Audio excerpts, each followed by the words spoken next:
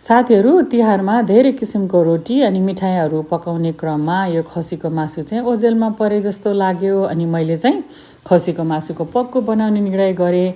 अब ननभेज दाइभाइहरूलाई त खसीको मासुको पक्कु पनि बनाएर खुवाउनु पऱ्यो नि त, होइन? यो दसैँमा मात्रै खाइनुपर्छ भन्ने त होइन नि त, यो जहिले पनि खान मिल्यो। अनि मैले कसरी बनाएँ देखाउन गइरहेको छु। यसरी बनाएको खसीको मासुको पक्कु एकदमै नरम अनि एकदमै जुसी र एकदमै मिठो हुन्छ। सर्वप्रथम त्यसको लागि मैले मासु लिएँ, खसीको मासु छालासँगको। अनि मैले स्वादअनुसार नुन राखेँ, बेसार राखेँ। अनि 2 सानो चम्चा मैले जिरा धनियाँको धुलो राखेँ। अनि 1 चम्चा मैले यसमा खुर्सानीको धुलो राखेँ। अनि 2 चम्चा जति अदुवा लसुनको पेस्ट। अनि मैले यसमा मसिनो गरी काटेर राखेको प्याज पनि राखेँ। यो तुरुन्तै खानी भएको हुनाले मैले लसुन अदुवाको पेस्ट र प्याज राखेको। अनि मैले त्यसमा थोरै मरिचको धुलो अनि मैले थोरै यहाँ टिमुरको धुलो पनि राखेँ। अनि माथिबाट थोरै गरम मसला राखेँ। अनि काँचो तोरीको तेल राखेर यसलाई राम्रोसँग 10-15 मिनट चलाइ मोल्छु। अनि यो राम्रोसँग मोलिसकेपछि यो मसला मासुको भित्र जान्छ नि त।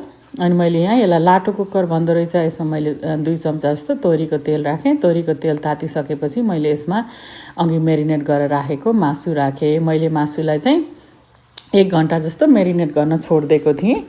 हजुरहरूसँग टाइम छ भने ओभरनाइट छोडिदिनु भयो भने पनि एकदमै राम्रो हुन्छ मासु। अनि त्यसपछि यसमा छोपी चलाइ पकाउने। मैले सुरुमा चाहिँ हाई हिटमा यसलाई छोपेर पकाउँछु। अनि खसीको मासुको मजाको पानी आउँछ नि त।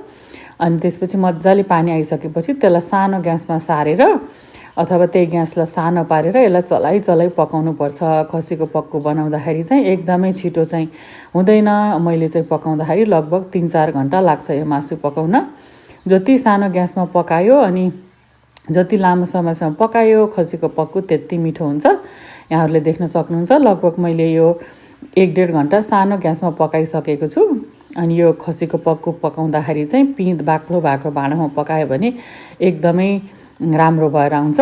यहाँहरूले देख्न सक्नुहुन्छ यो लगभग रेडी भएको छ। मैले यसलाई चाहिँ अझै अलिकति ड्राई बनाउन गइरहेको छु, त्यही भएर मैले यसलाई एकछिन अझै पकाउँछु।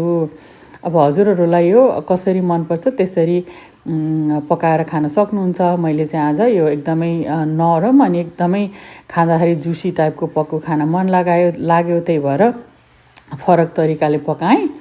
मैले चाहिँ एउटै खानेकुरा पनि फरक तरिकाले पकाएर ट्राई गर्छु। त्यस्तो गर्दाखेरि चाहिँ स्वाद पनि मिठो अनि त्यसपछि खानेलाई पनि रमाइलो लाग्छ नि त, एउटै किसिमको हुँदैन। अनि यतिको भइसकेपछि पक्कु रेडी भयो।